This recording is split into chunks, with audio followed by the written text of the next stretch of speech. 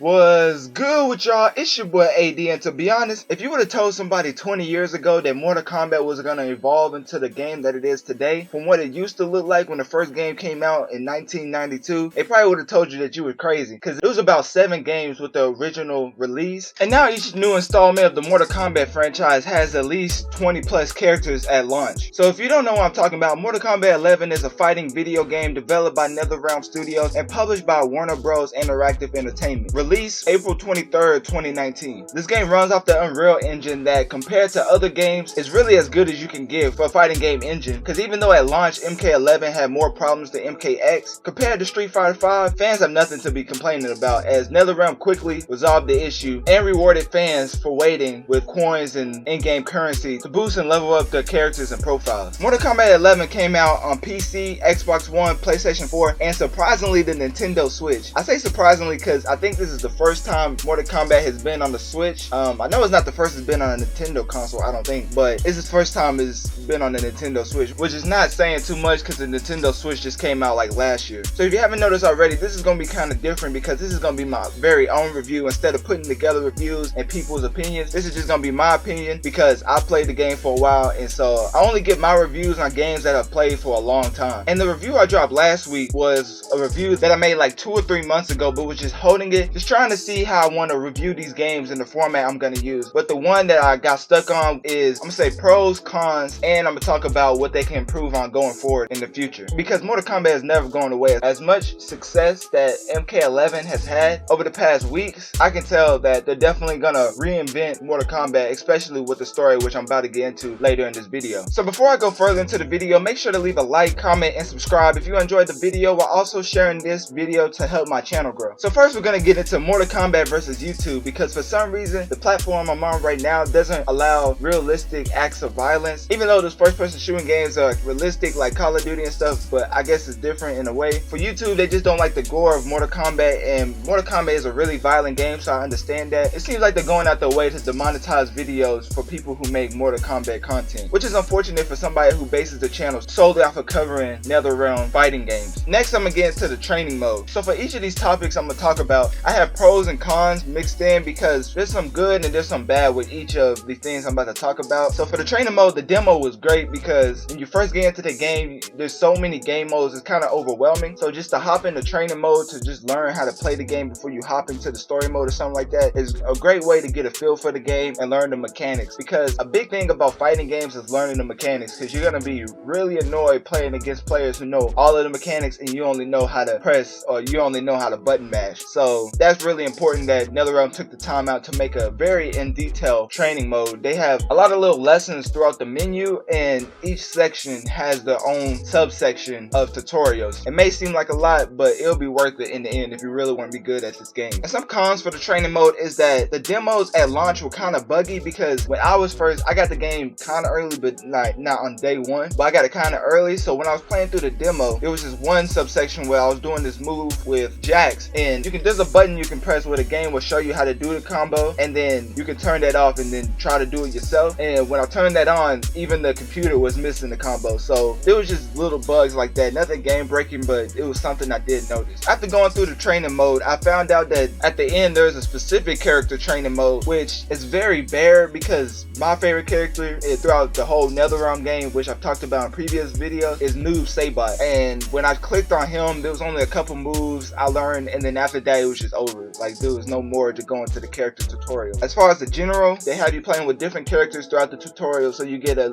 feel for all the characters while you're doing certain moves, blocks, and stuff like that. As far as the custom training mode goes, I would just look up videos on YouTube. I mean, those are always the best anyway. So moving on to story mode. When I first hopped into story mode, I was excited because for me, I want them to make a movie about Mortal Kombat, because I feel like it could be a MCU type success for NetherRealm Studios, because just in general, people love action movies, and NetherRealm does action in video games better than most other fighting games. So for them to make a movie, I think will be just the next big thing. But in this story mode, you can tell that the fights was kind of forced because it's a video game and not really a movie. You can see the difference of how a movie will play out than a video game. At the beginning of the story, you play as Cassie, which is not a spoiler because it's just like you start off with Cassie. When you're fighting other characters, it's Cassie. I mean, she does have powers and stuff, but some of the fights throughout the story is unbelievable. Like, she'll fight Liu Kang or something and win, or or she'll fight somebody else and win. I feel like in the movies they really want to have a win, but in the video game, since you're controlling her, like, she has to come out on top with that certain fight. Just unbelievable fights in a good and bad way. Some of the fights in NetherRealm are really good. I mean, they pit certain characters against each other in this game that really makes for great fights, and you'll know what I'm talking about when you play the story mode. It really touch on the fact that certain characters really don't like other characters, and it shows throughout this story mode. Like, they really pit them against each other. But besides that, the story is engaging and keeps you guessing as to what's gonna happen next. I was never bored going throughout the story mode, except for when it got to a certain part in the middle, but I won't go into that because it's kind of spoiling the story. But just know the story is very engaging, but at some parts it lags. And also, one of the things that NetherRealm does really good is if they have a character in the game, they're an important part in the story, or not even, if they're not even important, they're one of the role players, and they really explain how characters come back in the story. It's not just because I want to use them for this game, it's actually a reason for how they come back in the story. So the way NetherRealm explained that was really good in my opinion. Next I want to talk about combat, online, and the towers, because they all kind of fall in line with each other. But combat in this game is very technical, like in Injustice 2, which was a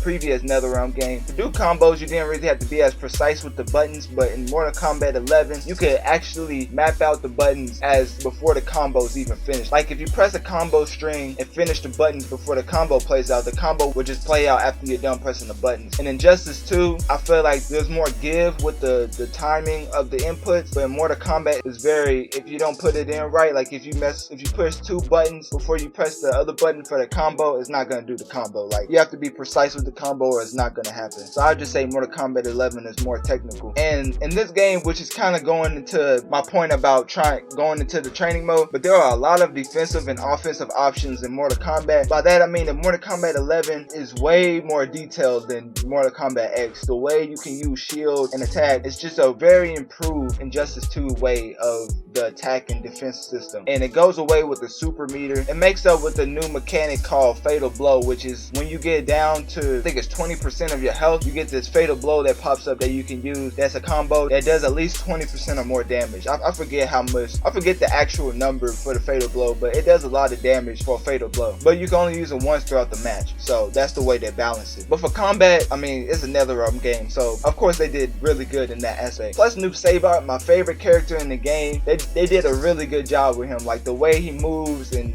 all his super moves and stuff like that. Like, I was playing with him online, which you may be seeing in this gameplay, but the way that I use Sub-Zero on certain online opponents, at first I thought he was gonna be like a cheap character with certain moves that was just OP, which he does have some of those, like his teleport. But as far as Aaron Black goes, like, Noob Saibot's nowhere near as cheesy as an Aaron Black, or a Garrus for that matter. If you run into a really good Garrus, he can really mix you up in ways that seems unfair. But Noob Saibot is balanced to the point where he's not OP, but he's not bad. I like what they did with that character, because my main concern was that they was gonna take away all his really good abilities and put it on the non-tournament side. So each character, and what I mean by the non-tournament side is each character has certain moves they can use. You can only equip up to 3, and some of the moves take up 2 slots. So for the tournament variations, NetherRealm sets out a certain variation that they make it so the characters are balanced, but in the non-tournament variation, you can use whatever powers you want. So in the non-tournament variation, there are a bunch of combos you can do for a lot of damage. But in the tournament, it's balanced, or it's supposed to be balanced. Moving on though, because I've talked enough about the combat. The crypt in this game is very interesting to say the least. Like, I don't know if it's good or I don't know if it's bad, because at launch, everybody was saying it had the most bugs in the game, like at launch. But kind of for the better, because I seen that some people have certain glitches that help them get gear faster because of the bugs. So it worked in a bad way and a good way for NetherRealm. One of the bad ways was that you couldn't earn that many coins throughout the towers, which is what I forgot to mention while talking about combat, but basically I'm gonna mention it here. The towers did not give you a lot of coins and stuff like that, so it was a big controversy of how NetherRealm wasn't compensating for the time we was putting in. It took one person over 100 hours to even complete the crypt, like legit, like not having to use any glitches or anything, and that's just